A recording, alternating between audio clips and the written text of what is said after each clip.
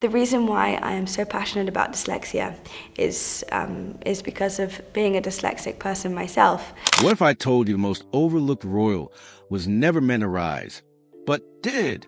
While the spotlight chased scandal, Princess Beatrice was rewriting the rules of royalty in silence. No headlines, no drama, just quiet rebellion. She's defied centuries of tradition, carved her own path, and reshaped what it means to serve the crown in the modern world. But behind her quiet strength lies a story of rejection, resilience, and one near miss that could have ended it all. So what changed and why now? The royal birth that changed everything. On a golden August evening in 1988, the soft cries of a newborn echoed to the halls of Portland Hospital in London. Princess Beatrice Elizabeth Mary had arrived to the world. She was the first child of Prince Andrew and Sarah Ferguson. To the royal family, she was Queen Elizabeth II's fifth grandchild. But what no one could have foreseen, not even Queen herself, was how this tiny infant, wrapped in silk and secrecy, would one day quietly redefine what it meant to be royal. From the beginning, Beatrice's story broke with tradition. Her parents kept her name a secret for nearly 2 weeks, an unthinkable pause in a family that thrives on protocol and public precision. When the name was finally revealed, it wasn't just a moniker, it was a message. And her christening, held at the Chapel Royal, yes, but layered with personal flourishes that hinted at something far deeper. A deliberate attempt by Andrew and Fergie to protect their daughter from the full weight of the crown while still honoring its legacy. She was born fifth in line to the throne, close enough to touch history, but far enough to sidestep its tightest restrictions. That strange, in-between space became her quiet superpower. While others were bound to tradition, Beatrice began to move differently, slower, quieter, but always forward. Even as a child, she didn't fit the mold. While royal cousins rehearsed for photo ops and ceremonial roles, Beatrice was daydreaming, questioning, and creating. There was a spark, subtle but undeniable, a gentle rebellion not of noise but of choice. And it made people wonder, was this the beginning of a new kind of royal life? The secret battle, living with dyslexia. She was only 7 when the world around her suddenly changed. A doctor's quiet words delivered a verdict that could have shattered any child's confidence, let alone a young princess under the scrutiny of the crown. Princess Beatrice had dyslexia. In the 1990s, it wasn't well understood. It was whispered about, misjudged, and in a family that placed great value on poise, intelligence, and articulate public presence, the diagnosis felt like a shadow hanging over her future. Reading became a battlefield. While other children breezed through their lessons, Beatrice fought for every word. Books blurred, letters danced. Simple tasks took twice the time and came with 10 times the effort. Frustration set in. So did doubt. In palace halls that had long expected perfection, how could she ever live up to the legacy her name demanded? But her parents, Andrew and Fergie, did something unexpected. They didn't panic. They didn't push her to hide it. Instead, they surrounded her with patience, with tutors who understood her mind, and with love that insisted she was capable of greatness on her own terms. Slowly, Beatrice began to see the world not through a lens of failure, but through one of adaptation and quiet courage. The turning point came with a choice few at the palace could understand. Beatrice delayed her GCSE exams by a year, not out of defeat, but strategy. It was the first of many quiet revolutions she would lead. She didn't want to pass by royal standards. She wanted to succeed by her own. That decision, small as it seemed, was the beginning of something far larger. A future royal refusing to let tradition dictate her worth. Then, in 2005, Beatrice did what no senior royal had dared before. She spoke the truth. Publicly. Candidly. She stood before the world and said, "The reason why I am so passionate about dyslexia is because of being a dyslexic person myself."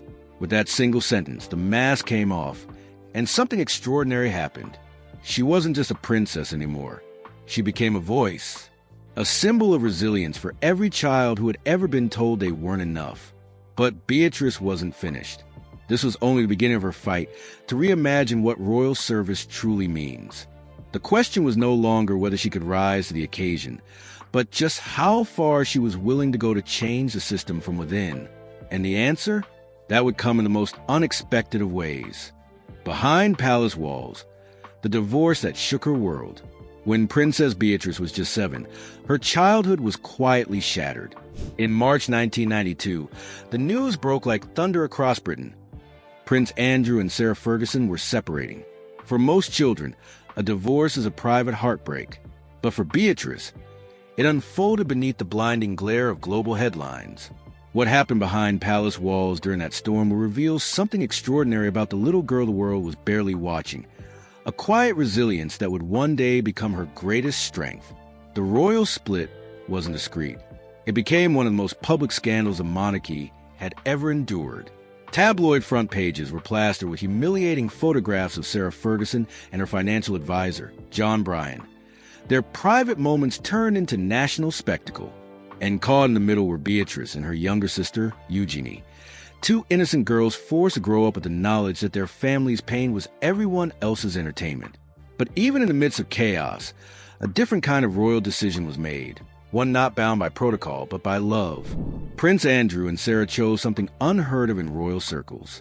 They continued living together at Sunninghill Park. It wasn't tradition. It wasn't perfect. But it was steady. And for Beatrice, that choice made all the difference. There were no awkward custody handoffs, no forced separations. Her parents attended school events side by side, shared holidays as a family, and gave her the one thing no title or crown could replace: emotional security. They taught her that even when a marriage ends, commitment doesn't have to, and love, when genuine, could shape itself into new forms without breaking. Queen Elizabeth, ever perceptive, saw the unique challenges her granddaughters faced and quietly took action. She arranged a trust fund, pound £1.4 million, for Beatrice and Eugenie. It was more than financial support. It was a message, a promise that no matter how loud the headlines screamed, their futures would remain intact, their dignity protected. Through it all, Beatrice was learning, not from tutors or textbooks, but from life itself. She learned that stability doesn't always look like tradition, that strength can come from compassion, not control, and that sometimes the bravest thing a royal can do is choose the path that feels most human. But perhaps the most defining lesson came from the press itself.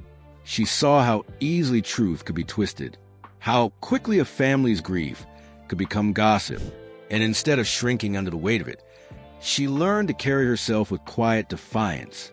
She watched, she listened, and she understood something few royals ever truly grasp: how to be visible without losing yourself. The divorce didn't destroy Beatrice.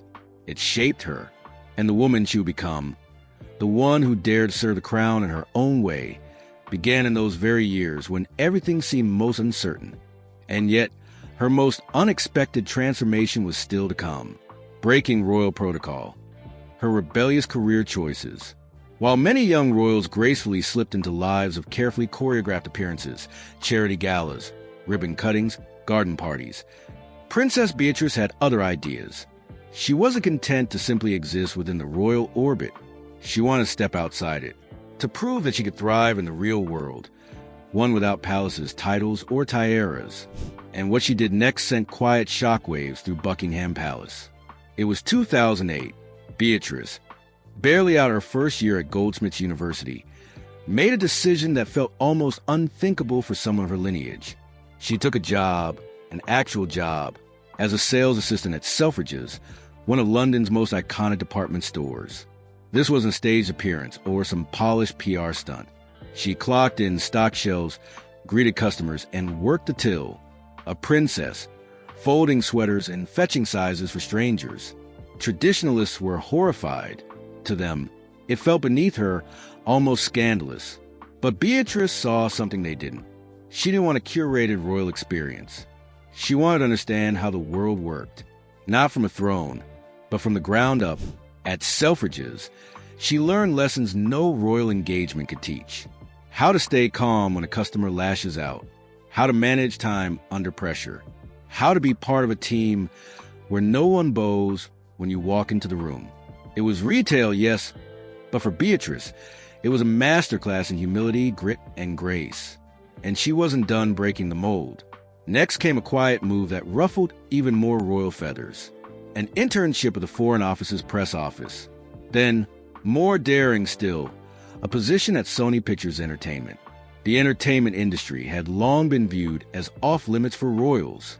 Too commercial, too exposed, too unpredictable. But Beatrice walked into that world unafraid, determined to build her own reputation on merit, not monarchy. Then came 2014. Sony was rocked by a massive hacking scandal that exposed sensitive data, emails, and private conversations. It was a public relations disaster. And Beatrice? She didn't retreat behind palace walls. She stayed professional, weathered the storm, and when the time came, she made a choice few expected. She resigned, not to escape, but to protect her integrity. No drama, no headlines, just quiet strength. But perhaps her boldest chapter was still ahead. In 2015, Beatrice made the move that redefined what a modern royal could be. She left Britain and relocated to New York City, not for a royal tour or temporary post, but to live, work, and build something entirely her own. While others clung to the security of tradition, Beatrice stepped into the unknown. In the bustling world of Manhattan business, she rose quickly, eventually landing at Vanity, a cutting-edge software firm, as vice president of partnerships and strategy. This wasn't a vanity role. She led initiatives, built partnerships, and championed women in leadership across global enterprises. Her colleagues didn't treat her like royalty. They treated her like a strategist, a professional, an equal, and that's what made her journey so revolutionary. It wasn't just that Princess Beatrice was working. It was where she was working, tech, media, diplomacy, and how she was doing it. No special treatment, no shortcuts. Every step was earned, every role chosen, every decision hers. She didn't just carve out a career. She redefined what it means to serve the crown, not by staying close to it, but by proving she could shine even without it. But the greatest test of her independence and her heart was still waiting. And when it came, it would change everything. The love story nobody saw coming. It was a crisp March evening in 2019 when Princess Beatrice stepped into the soft lights of the National Portrait Gallery's annual gala. Cameras flashed, eyes turned, but Beatrice, elegant as ever, seemed focused only on a man beside her. He wasn't a royal. He wasn't a celebrity. But something about him signaled that this wasn't just another escort or fleeting date.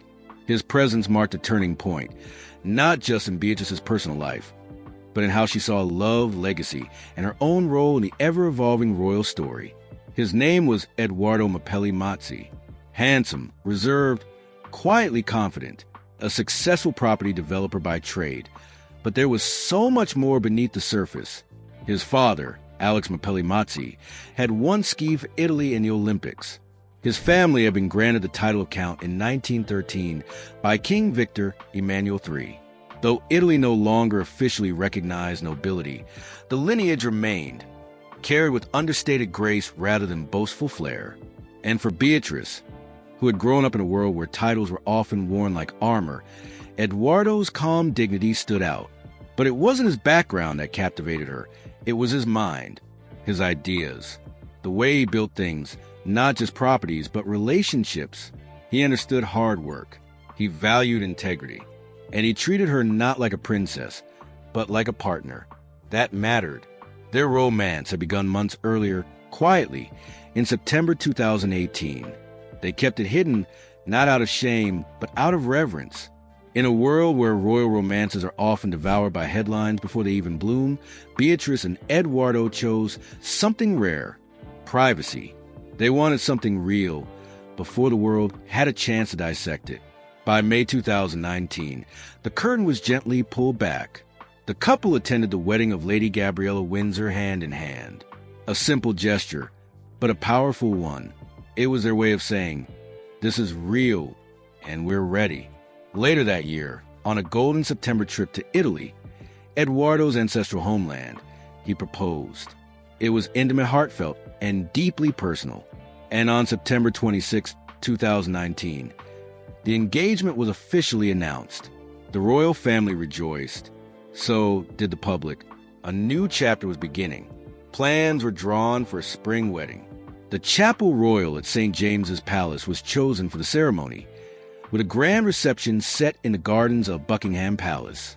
Every detail was considered: flowers, music, the guest list. It was shaping up to be a classic royal affair. But then, the world paused. The COVID-19 pandemic swept across the globe, bringing uncertainty, cancellations, and fear. Like countless other couples, Beatrice and Eduardo were forced to abandon their dream plans. First, the reception was canceled. Then the wedding was postponed. The grandeur faded, but something more intimate, more profound, began to take its place. On July 17, 2020, with no media fanfare and no formal announcements, Princess Beatrice married the love of her life in a quiet ceremony at the Royal Chapel of All Saints in Windsor. Only a handful of guests were present. No procession, no cameras, just love, just family. What made the day unforgettable wasn't what it lacked, but what it carried. Beatrice walked down the aisle in a vintage Norman Hartnell gown, once worn by her grandmother, Queen Elizabeth II. The dress, lovingly tailored to fit her, shimmered with history and elegance. On her head rested the Queen Mary fringe tiara, the very one Her Majesty had worn on her wedding day in 1947. These weren't just accessories. They were symbols of lineage, love, and Beatrice's deep respect for where she came from, even as she stepped forward into something entirely her own. She didn't need a balcony kiss or a royal parade. She had something richer, a marriage built on authenticity, shared values, and quiet strength. And for a princess who had always walked the line between duty and individuality, this was more than a wedding. It was a declaration of who she truly was. Modern motherhood, balancing crown and career. When Princess Beatrice said, "I do," to Edoardo Mapelli Mazzi, she didn't just step into marriage. She stepped into motherhood. Alongside her new husband came a bright-eyed little boy named Christopher, affectionately called Wolfie. For many, becoming an instant stepmother might have been overwhelming. But for Beatrice, it became one of the most quietly powerful roles she would ever take on. There were no press releases, no grand declarations, just a steady, intentional presence of a woman who knew that love isn't about replacing, but about building. She never tried to be Wolfie's mother. She didn't need to. Instead, she carved out something more meaningful: trust, a warm, respectful relationship built not on protocol, but on bedtime stories, weekend walks, and gentle consistency. She embraced the messiness, the beauty, and the delicate balance of a blended family, and made it look effortless. But her journey into motherhood had only just begun. On September 18, 2021, at Chelsea and Westminster Hospital, Beatrice gave birth to her first daughter, Sienna Elizabeth Mapelli Mazzi. The moment was quiet but profound. In the eyes of the world, Sienna entered as the 11th in line to the British throne. But to her mother, she was something far greater. Proof that a new kind of royal legacy was blooming, one born not just of blood, but of vision and choice. After Queen Elizabeth II passed in September 2022, Sienna quietly moved up to 10th in line.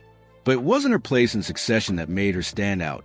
It was her rare blend of royal and noble heritage. Through her father, Sienna holds the right to be known by titles that most of her royal cousins don't possess. Countess, Nobile Donna, echoes of old Italy, woven into the future of the British crown. It created a remarkable contrast.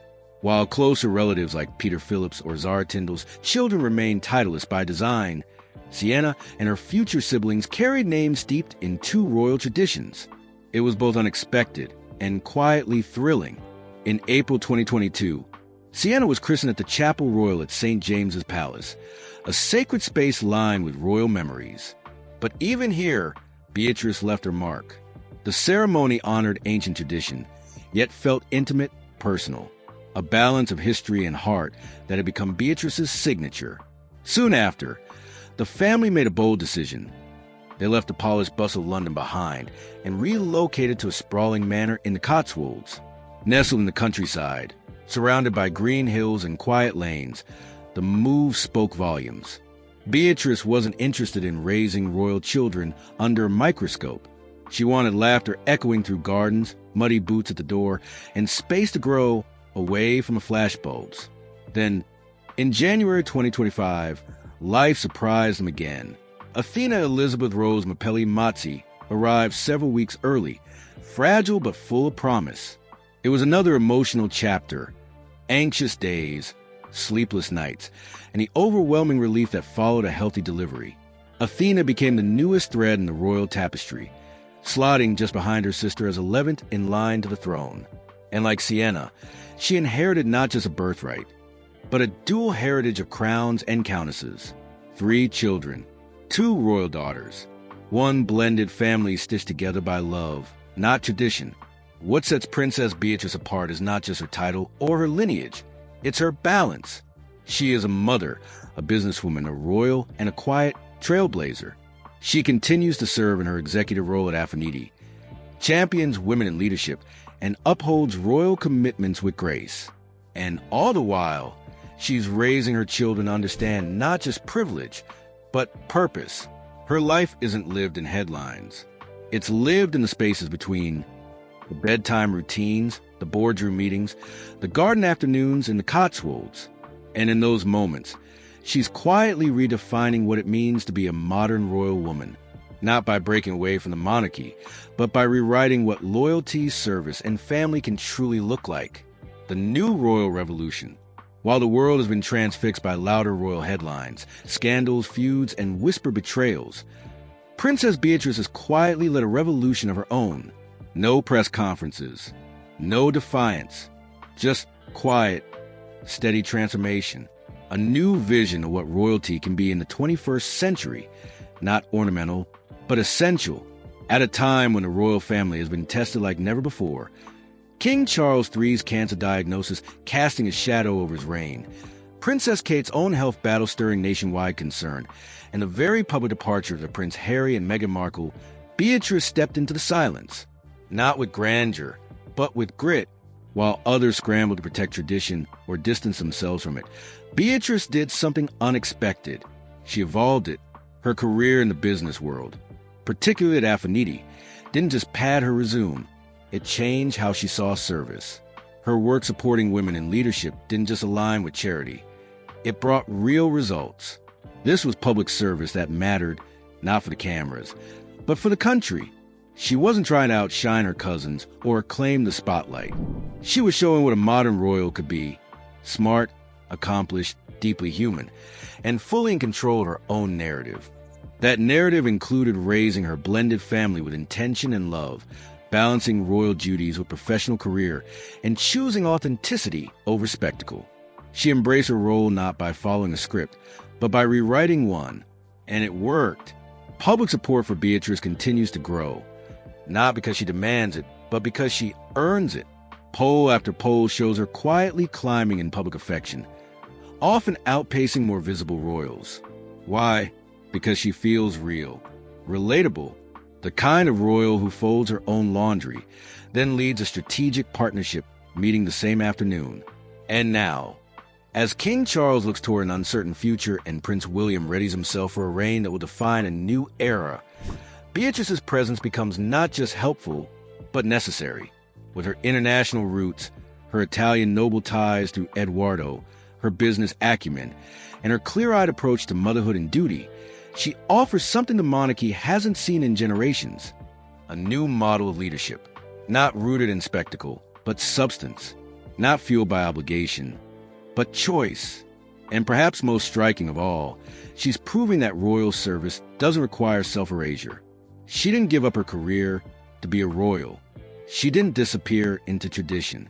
She merged it all, career, motherhood, duty, and ambition, into one integrated life. A life that may just become the blueprint for future generations. Her daughters, Sienna and Athena, are growing up watching a new kind of royal woman, one who juggles boardrooms and bedtime stories, charity events, and Cotswold picnics. Their view of monarchy won't be about castles and titles, but about balance, purpose, and quiet strength. In the end, the revolution Beatrice is leading won't be remembered for headlines or controversy.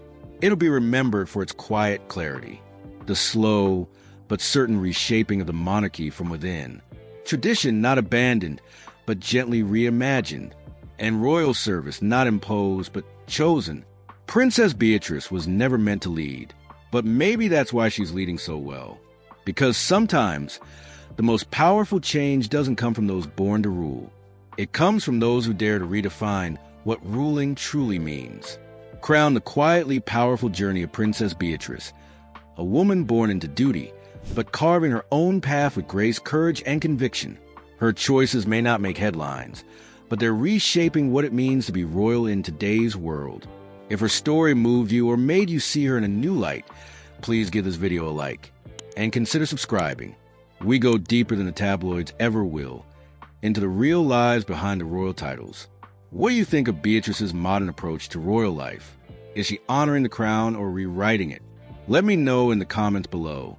And don't forget to ring the notification bell so you never miss another chapter in this evolving royal legacy. Until next time, stay thoughtful, stay curious, and remember, history isn't just written by kings and queens. Sometimes it's rewritten by those no one expected to lead.